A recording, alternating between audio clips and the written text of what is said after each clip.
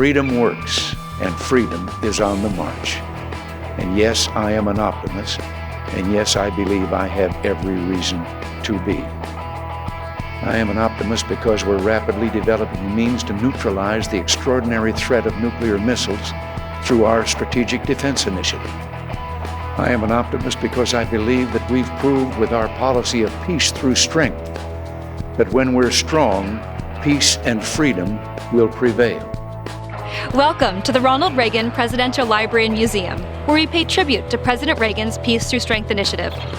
The development and use of the F-14 Tomcat served a vitally important role in rebuilding our national defenses during President Reagan's administration and will forever remind us of the importance of a strong military.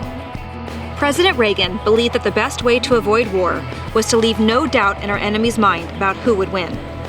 It is in this spirit that President Reagan led this country through one of the most significant military upgrades in American history. However, this F-14 represents more than just an example of American technology. It represents values like courage and patriotism on the part of the young people who fly in dark, distant corners of the earth to protect America's security. It signifies bold leadership and determination by an American president to rebuild and revitalize our country's military services. This particular F-14 represents one of the two Tomcats from a Black Ace squadron that took part in the August 1981 encounter with two Libyan fighter planes. After the Libyan planes closed in on the American Tomcats and fired at them, the U.S. Navy Tomcats received permission to engage and brought down both enemy aircraft.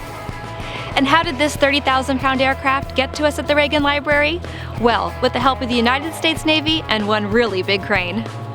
On August 22, 2005, during an outdoor ceremony on our Peace Plaza, over 500 people gathered to watch this F-14 be craned over our 35-foot high colonnade that connects our main Reagan Museum to our Air Force One pavilion, which was set to open in just a few months. But the work actually began a few days prior.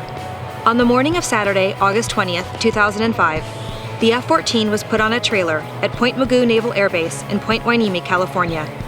At the same time, light poles along Presidential Drive were lowered and moved to prepare for the F-14 to be towed up our hill. At 10 p.m. that night, the F-14 was slowly towed the 30 miles to the library, taking approximately 3 hours to arrive.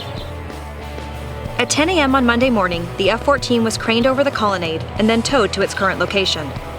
Following the program's conclusion, the F-14 was secured into position where it still resides.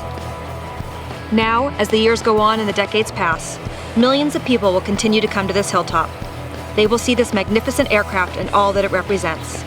And they will leave with a renewed sense of appreciation and respect for the courage and sacrifice of those whose service has kept them free and safe in a dangerous world.